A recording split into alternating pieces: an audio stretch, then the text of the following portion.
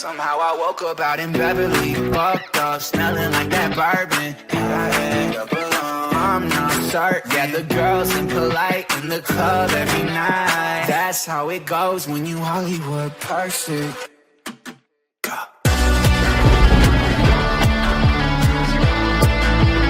Hollywood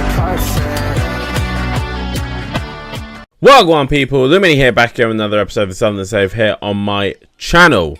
Last episode we had a pretty good episode actually. We got a 3-2 win over Newcastle, 6-2 win over Leeds, and then the massive 10-0 win over Anderlecht in the first leg of the round of 16 of the Conference League. In this episode we have Brentford, the second leg against Anderlecht and Everton.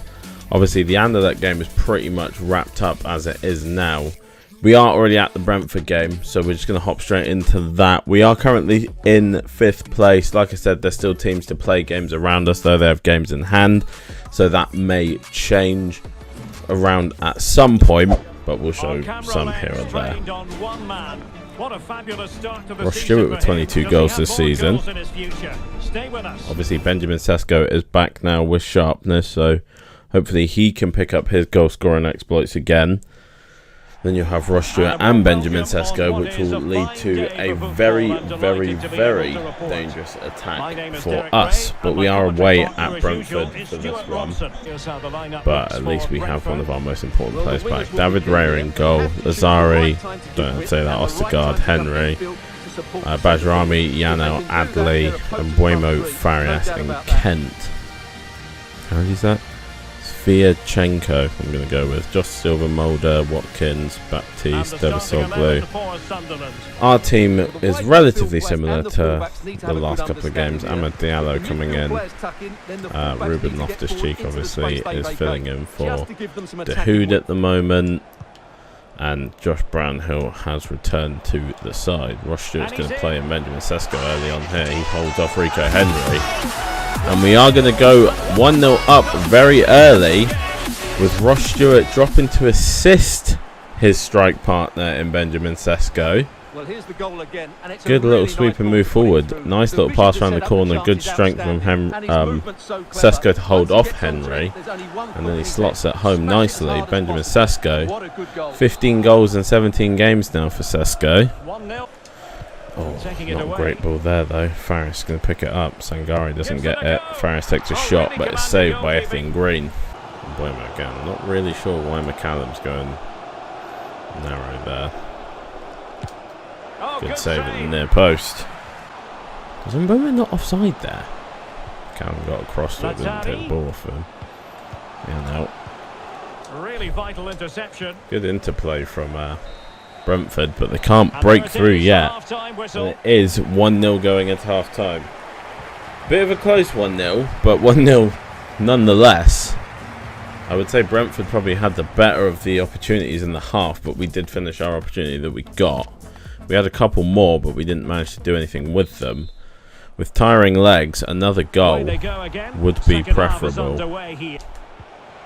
Callum with a poor ball down the wing, but Ross Stewart will manage to nick it off of the defender and then immediately give the ball away with an absolutely terrible pass. That's a terrible tackle from Pavel Booker as well. I wanted him to hook round, but he didn't. Booker could be in trouble here. Oh, Pavel. And that puts a bit of a stain on things. He was meant to hook round the ball, instead he just goes straight through the man, and now we are down to 10 men. That is so annoying from Booker. If I'm honest, it's probably going to be a very boring end to the game unless there's a Brentford attack. I will try and break through if we can, but without a cam and having less bodies in there, we're basically just trying to wear out Brentford and see if we can slip a pass into one of our midfielders. Hello? Let me get back into position, please. He's got to be offside, doesn't he? Is he not off? What is going on? What's happening? Why have we got players sliding all over the place? Going to bring off Sam McCallum here. Bring it on Gunter. Hello? Let me swap. Oh my god, this game. this game. I couldn't swap to Sangare. I'm literally flicking the stick to swap to Sangare. I can see him there. Another look at it. Certainly delivery into the box couldn't have been any better. And then what a great that's such bullshit, man. I'm sorry. It's a great goal. I know we're down to 10 men, but that is such bullshit. I'm trying to swap to Sangare, and the game just will not let me. How are you on stay back yet you're not in position to watch Henry there? Adley has a go, and just over the bar. That's a terrible shot. Options in the middle. Oh! We almost nick it at the end. Ross Stewart almost finding the head of Sesko to win the game. I mean, I guess we have to take a point considering we had 10 men. Brentford probably were better than us in the majority of the game. I'm just annoyed that Pavel Booker there just doesn't... I don't need to see that bit. Because I'm trying... The point of him sliding here is to just take the ball. The ball keeps going forward, so I don't really know why he goes through Mbeumo there. The ball's there.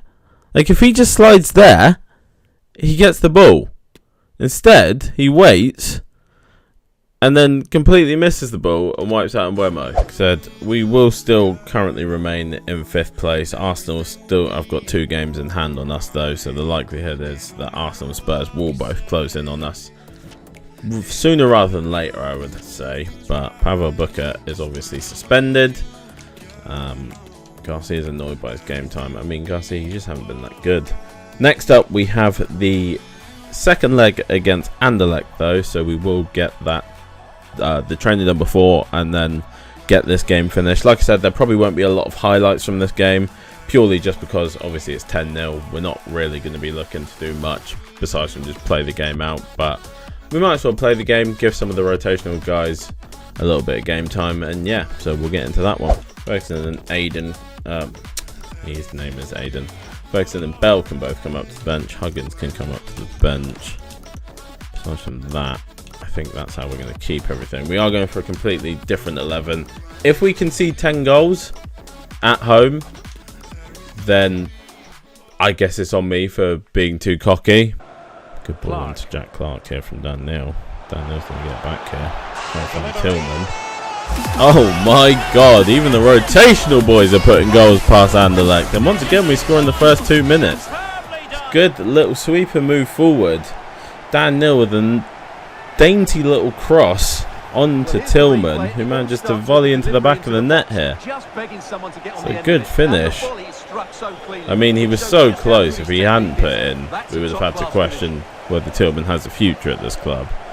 But Tillman with 3 goals in 4 in the Conference League. Score a goal against us if we are too cocky. And they probably are going to right here. There you go. Bit of poor defending again from me.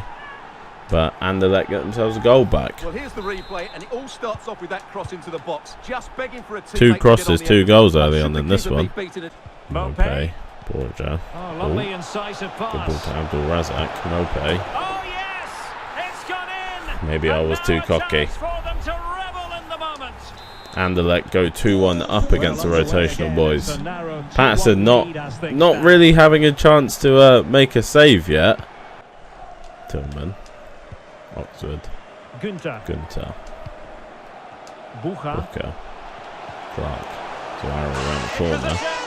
Has a chance and is going to make it 12-2 on aggregate. 2-2 on the night. Another little decent bit of passing play from us. Leaves Zuari free. Actually didn't know if the ball was going to make it through there. Almost tackled first time. Holds off his man. Zuari gets himself another goal in the Conference League after his hat-trick in the first leg. Mope. Garcia now to accelerate forward. Find Jack Clark. We'll go back to Garcia again.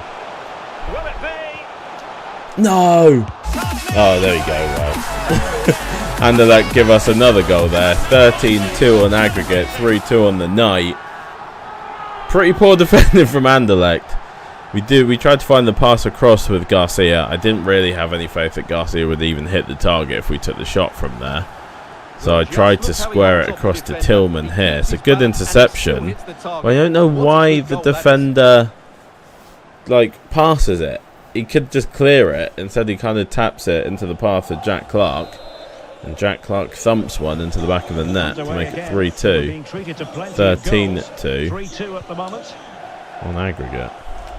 So 1 minute of stoppage time. Over the That's ball what the forward officials have said. Actually, Mary. Good ball to Borja there. It's going to be 3-3. Patterson's not very good at making saves, is he? 3-3. 13-3 on aggregate. It's a beautifully weighted ball behind the back line, and then it's a good ball, to be fair, to find Borja. Where was Borja in the first leg, I wonder? Oh, did we just get Abdul Razak subbed off there? Then we might have done, but I skipped it. 3-3 at half-time. I mean, it's a pretty mad game so far, but it's not really anything less than we expect. Patterson is not really making saves. Some of these have been difficult saves. So some of them actually, I think, have been relatively straightforward saves. Good save equally. Who can they pick out? Tillman, what a header. Tillman can get up for headers. I didn't know that. 4-3 on aggregate now. Not on aggregate. It's 14-3 on aggregate. 4-3 on the day. Tillman with a very powerful header there to put it past Cron Bruges. Good corner from Booker, to be fair. But that is a great header from Malik Tillman in there. It's a great goal. Not giving him a moment. Doesn't deal with that one though. Now Mope back to Amuzu. Oh my God, Patterson, you are so poor in goal. 4-4 on aggregate now. I'm surprised Anderlecht are so excited about scoring goals. I mean, I guess they just kind of want to take a win from this one. Poor defence. Gunther's got to do better, but Patterson's positioning has to be better than that, surely. Not a foul in the box there. I think that's going to be it.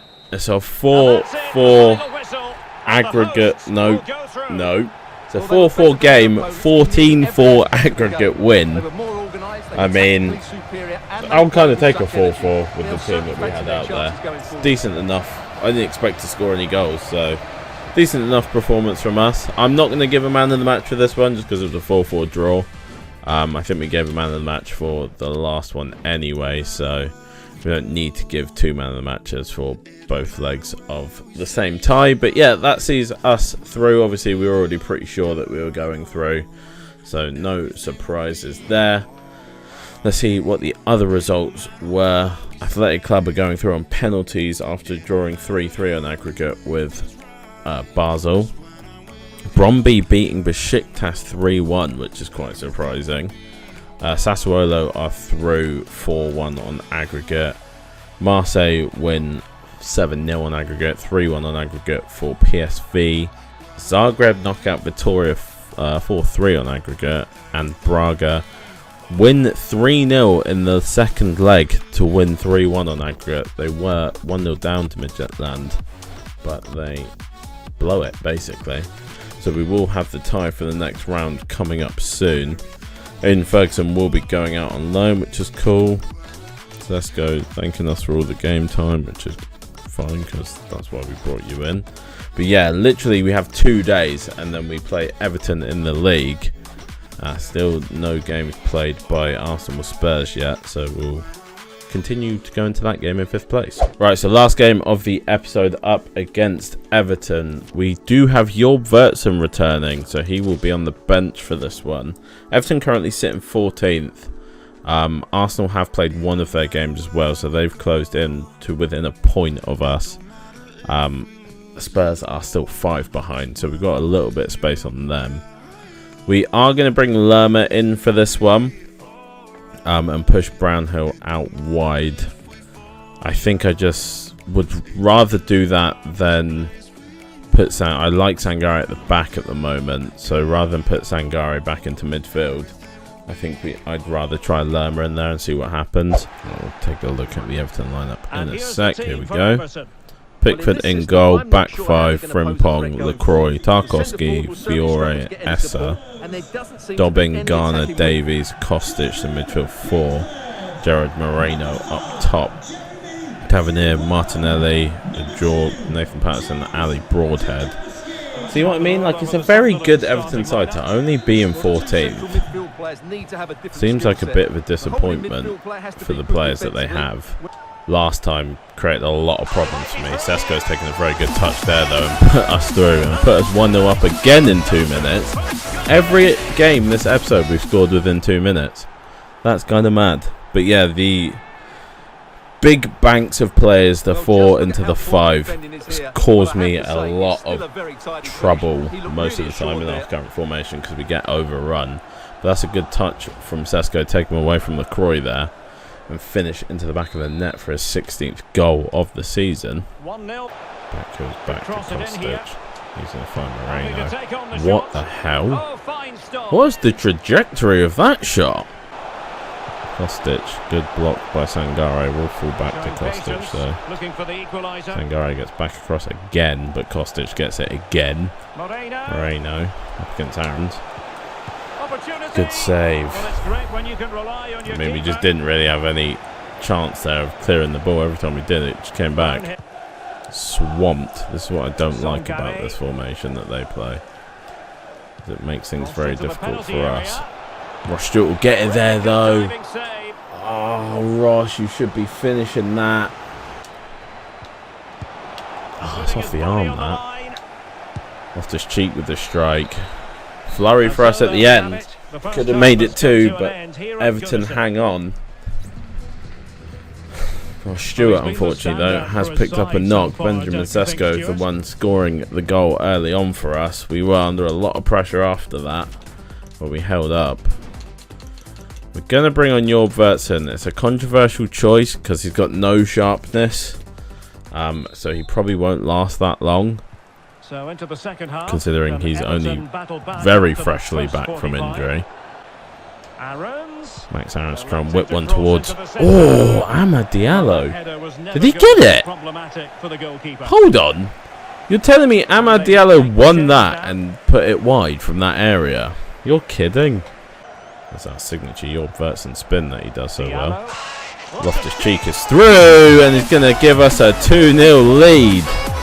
Good little bit of play. The run from Jorg Vertsen actually pulled some of the defenders back into the box. Sesko occupied the others, and then that let Loftus-Cheek make the late run from midfield to be found by Amad Diallo. Well, let's look at this again. See there, LaCroix goes across to Vertsen. Sesko uses Fiore for a little bit. He sees it late, but by that point it's too late to close. 2-0 lead. Well, now it's with Loftus-Cheek. Oh, that's a poor pass, Unable to keep the ball. You got a goal, so I'll let you off, but a good interception late on. Diallo. I'm trying to go back to Sesko here. Esler. Wow, what the hell happened there? Esler almost put that into the back of his own net. Very close one. Late corner for us in the 89th. Diallo to whip it to Sesko. Oh, I think Sesko actually glanced that one on. Doesn't put it in, but puts it over for someone to get onto the end of, but no one was there. And it's Tavernier. Tavernier, yeah. And Everton exploiting the space on the flank. I've heard so many different ways to say his bloody name. Martinelli. Oh, Martinelli with a late goal. And it is going to be a late goal, but that's going to be the last kick of the game, so it isn't going to matter. Poor defending, to be fair there. It's a good finish from Martinelli off the underside of the bar, but like I said, it's not going to matter because that's going to be the last kick of the game. We are going to walk away with a 2-1 win over Everton. Very nicely done from us, to be fair. We controlled most of the game. Everton threatened a little bit here or there, but a couple nice attacking moves from us once again. See us take an early lead. It would have been nice to get a clean sheet, but that's not really that big a deal. We are going to give the inform, I think, to Ruben Loftus-Cheek for a goal and an assist in this game. So congratulations, Ruben, your first inform for the team. Well done. So that opens up the points gap again over Arsenal. Like I said, they do still have 2 games in hand though, so they probably will close it. We actually do play them next episode as the first game, which is pretty mad. But yeah, that's going to be the end of this episode. Ross Stewart is down for 4 weeks, which is annoying. Pavel Booker is back from suspension, and Jorb Vertsen is back from injury. But yeah, that's going to be where we leave this episode. We will get the draw for our next tie in the Conference League next episode. Actually, we already have it. Wait, what? Did we not get the animation again? Does it just not pop up for this league? For the Conference League? Because we definitely didn't see it. Oh, it was just drawn like this. We didn't get the actual animation. So yeah, anyway, we get Zagreb in the next round. So we will play them actually next episode. We have Arsenal, Zagreb and Bournemouth. Then the episode after will be the second leg, Fulham, West Ham. Not too many games left this season in the Premier League. Hopefully we can extend our time in the Conference League. But yeah, that's going to be where we end it. I know I've said that 3 times now, but this is actually where we're ending it. Please like, subscribe, turn on the notification bell to get notified when the next episode is available to you. And I hope to see you in it. Peace. I'm saying bye to all the lies and all the times you cried, saying that I wasn't right, yet I was right by your side. You manipulator, playing games, your friends call me